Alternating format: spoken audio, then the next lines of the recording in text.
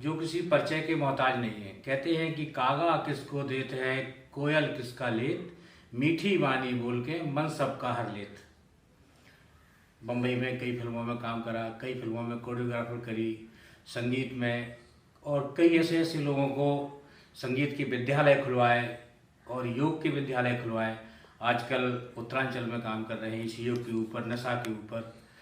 तो महाराज जी, आपका जो अभियान है, मैंने देखा है काफ़ी दिन पहले मैं गाजियाबाद में मिला था जहाँ आपने संगीत की शिक्षा दी थी बच्चों को।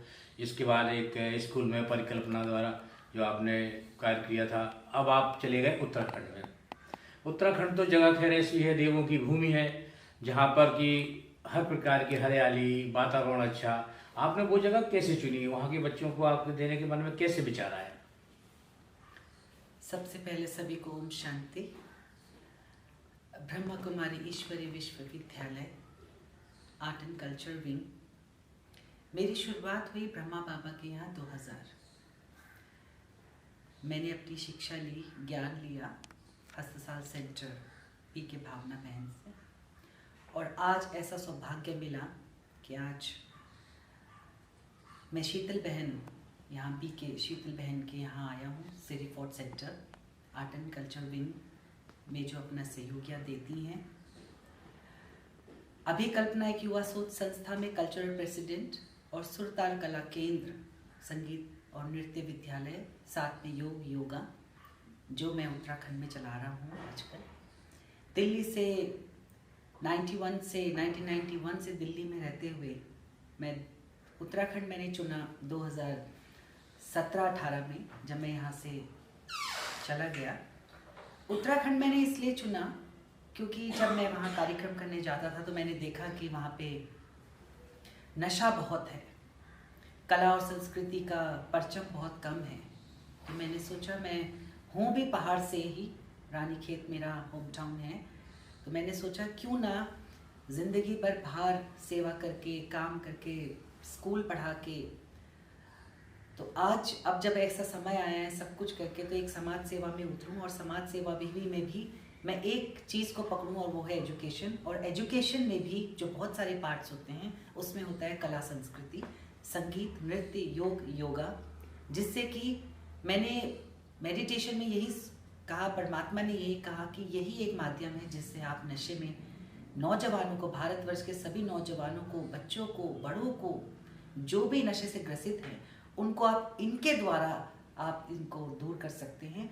तो मैं उत्तराखंड गया और मैंने ये विद्यालय खोला, और इस विद्यालय को बहुत ही जो एक सज्जन इंसान है, जो अभी आपके इंटरव्यू में आए, आचार्य अंकित पांडे जी, इसको चला रहे हैं अपने गांव में, जिन्होंने शिक्षा भी ली और आज वो प्रधानाचार्य के उसमें उसको विद्यालय को चला रहे हूँ।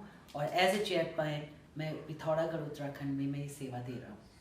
और जी, आपके अंदर जो कथक वाली कला थी वो क्या आपके विद्यालय में अभी भी चल रही है? हाँ, कथक नृत्य भी चल रहा है, संगीत भी चल रहा है, योग, योगा, मेडिटेशन, साथ साथ में नृत्य और कला के साथ साथ ज्ञान की जिसको बहुत ज़रूरत होती है, ध्यान की बहुत ज़रूरत होती है। क्योंकि ध्यान और योग के द्वारा हम कला में भी इतने निपुण नहीं हो सकते हैं, क्योंकि जब तक हमारे मन में स्थिरता नहीं रहेगी, हमारा मन अगर चंचल रहेगा तो हम ध्यान नहीं कर सकते। ध्यान के साथ साथ हम अपनी कला को भी वो निखार नहीं ला सकते। तो इसलिए ध्यान के साथ साथ हमें अपनी कला, संस्कृति को आगे बढ़ा सकते हैं। तो जिस वजह से हमने नृत्य, संगीत के साथ साथ अपने विद्यालय में योग और योगा को भी रखा है। नए बच्चों के लिए क्या आपका संदेश है?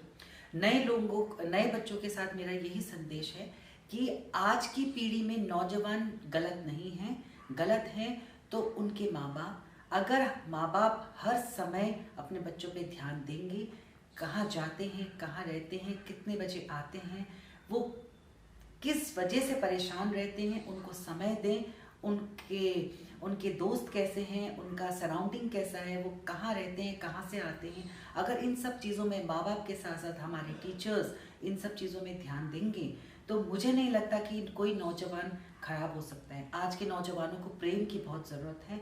प्रेम और ध्यान और ज्ञान, इन तीनों के साथ साथ हम नौजवानों को बहुत ही अच्छे मार्ग में ला सकते हैं और नशे से बहुत दूर कर सकते हैं। महाराज जी, संस्कारों से आजकल बच्चे परे होते जा रहे हैं, हटते जा रहे हैं। क्या कारण है इसका? मोबाइल है या लोगों की सोच है या बच्चों की सोच है? स्कूल में पढ़ते हैं तो मोबाइल होता है, घर में अगर काम करते हैं तो मोबाइल देख करके काम करते हैं, ऐसा क्या है? संस्कार हमारे क्या हीन होते जा रहे हैं? मैंने वही कहा कि हमारा पारिवारिक जो माहौल है वो कैसा है। अगर हमारा बच्चा पूरा दिन फोन पे है और माँ बाप के सामने अगर वो बच्चा गुस्सा करता है कि फोन ले लिया तो मैं ये काम नहीं करूँगा, तो ये सब कुछ चीज़ें, छोटी छोटी चीज़ें हैं जो अभी बहुत समय लगेगा इन चीज़ को बताने में।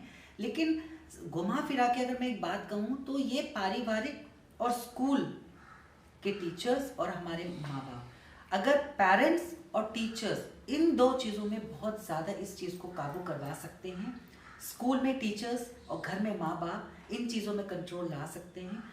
आज का समय ऐसा है कि मोबाइल, टीवी, ये सब चीज़ें बहुत ज़रूरी हो गया है, लेकिन अगर इस चीज़ का हर एक लिमिट से, सिस्टम से इसको चलाया जाए तो मुझे नहीं लगता है कि आज की पीढ़ी बिगड़ेगी। कल मन की बात में परीक्षा में भी माननीय प्रधानमंत्री जी ने भी यही कहा है कि आप बच्चे के अंदर ये देखिएगा कि वो कितने समय मोबाइल यूज करता है। आप एक समय निर्धारित करिएगा कि उस समय आपको कमरे में बैठ करके मोबाइल के यूज नहीं करना है, क्योंकि मोबाइल से पीढ़ी काफ़ी नीचे जाती जा रही है। हर बच्चे मोबाइल में क्या क्या देखते हैं, बंद किया नहीं जा सकता है, चलना बंद नहीं होगा इसका। इसलिए आप लोग संस्कार के ऊपर, अपने कार्यक्रम के ऊपर बच्चे को उठाएं। महाराज जी ने बिल्कुल सही कहा, ये बच्चे की गलती नहीं है, बच्चे के अभिभावक की गलती है कि अभिभावक बच्चे को किस तरीके से ट्रीट करता है। माँ ने क्या करा, अपने काम के लिए, अपने मोबाइल देखने के लिए बच्चे को मोबाइल पकड़ा दिया। बच्चा मोबाइल में, छोटा बच्चा मोबाइल देख रहा है, जो अभी कुछ नहीं, बॉर्न बेबी है, वो मोबाइल में मस्त है और माँ अपने काम में मस्त है। ऐसी परंपरा नहीं होनी चाहिए। और मैं भी यही कहूँगा कि थोड़ा बच्चों के ऊपर अभिभावक ध्यान दें, अपने संस्कारों को बनाए रखें।